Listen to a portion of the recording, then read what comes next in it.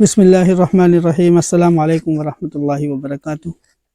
جیسا کہ پچھلی ویڈیو کے اندر شب برات کی حقیقت اور اس کی فضیلت کو بیان کر دیا گیا تھا، اور اس کے اندر جو ہونے والی بدعات رسومات ہیں، خرافات ہیں، اس کو بھی تفصیلی طور پر بیان کر دیا تھا۔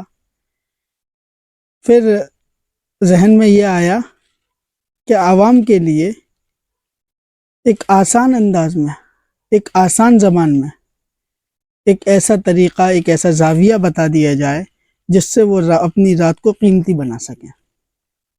سوشل میڈیا پہ بہت سی ویڈیو دیکھنے کا موقع ملا، دیکھا تو اکثر، ساری تو نہیں، اکثر ایسی تھی جو کمی اور زیادتی کا شکار تھی۔ تو مناسب یہ سمجھا کہ ایک ویڈیو عوام کے لیے ایسی ہونی چاہیے جو شریعت کی منشا کے مطابق، شریعت کی مرضی کے مطابق آپ کو یہ بتا سکیں کہ اس رات کو کیسے گزارنا ہے آسان انداز میں۔ سب سے پہلی بات، 4 کام ہمیں ضروری کرنے ہیں اس کے اندر۔ نمبر 1، ہمیں نفلی عبادت کرنی ہے تنہا، اس کے اندر کوئی اجتماعی طور پہ نہ ہو، جماعت نہ ہو، تنہا ہمیں اجتماعی طور پر نہیں، اکیلے طور پر، انفرادی طور پر ہمیں نوافل پڑھنے ہیں۔ اور دوسری بات، ان نوافل کے اندر ہمیں لمبی تلاوت کرنے کی کوشش کرنی ہے، طویل تلاوت، لمبی سی۔ تو اکثر دیکھا جاتا ہے لوگوں کو 30واں پارہ یاد ہوتا ہے، یہاں تک کہ گھر کی عورتوں کو بھی 30واں پارہ یاد ہوتا ہے، آدھا ہوتا ہے، 1 ہوتا ہے۔ تو سورتوں کو ملاتے جائیں اور نوافل پڑھتے جائیں۔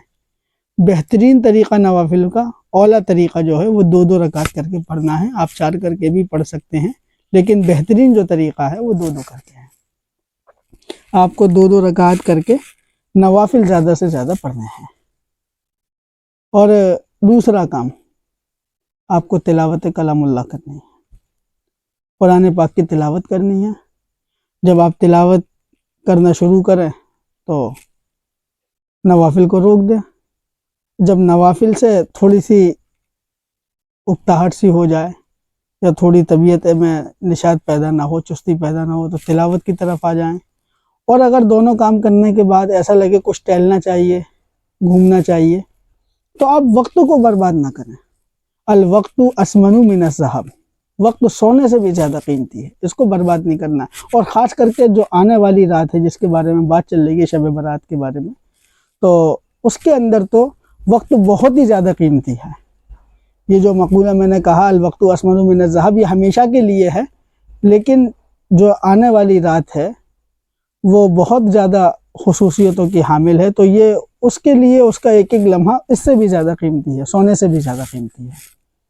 تو اگر ہمارا تھوڑا چہل قدمی کا من ہے، تھوڑا سیر و تفریح کا من ہے، اوپر جانا ہے، چھت پہ جانا ہے، یا تھوڑا ٹہلنا ہے، تو اس کے اندر ہمیں یہ کلمات پڑھتے رہنا چاہیے جو میں بتا رہا ہوں۔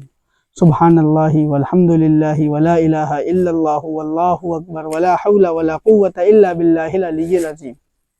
دیکھیے، آپ نے نوافل پڑھے، آپ کا ایک لمحہ قیمتی رہا۔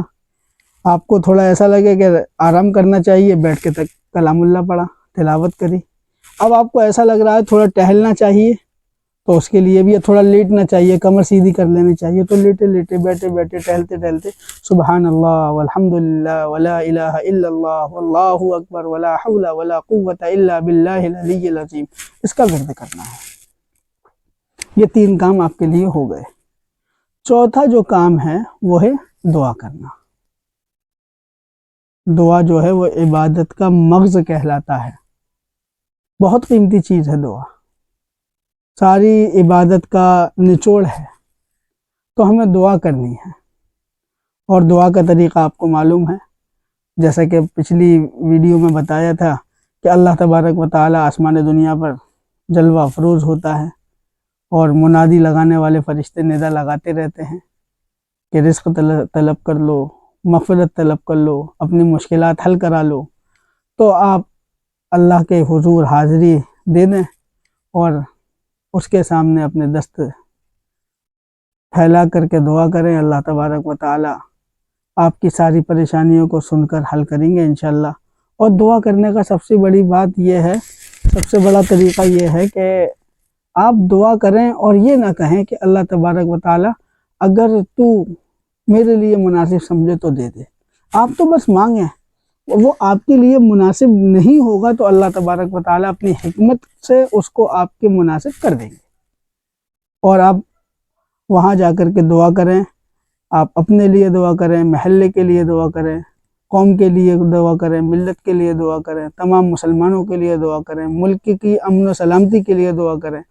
آپ یہ ساری دعائیں کریں، دعاؤں میں یاد رکھیں، خاص کر کے مجھے بھی دعاؤں میں یاد رکھیں. اور آپ لوگ چوتھا کام عبادت کا جو ہے وہ دعا ہے. دعا کرنے کے بعد آپ لوگ تہجد وغیرہ سے فارغ ہو کے دعا کر کے نماز فجر ادا کر کے اشراق پڑھ کے، آپ کو یہ کام بتا دوں ذہن میں آ گئی، مغرب کی نماز کے بعد سے اوابین پڑھ کے آپ کو فجر کی نماز کے بعد اشراق پڑھنے کے بعد آپ آرام کریں. اللہ تبارک و تعالی ہمیں بھی عمل کی توفیق عطا فرمائے اور آپ کو بھی عمل کی توفیق عطا فرمائے. وآخر دعوانا الحمدللہ رب العالمین.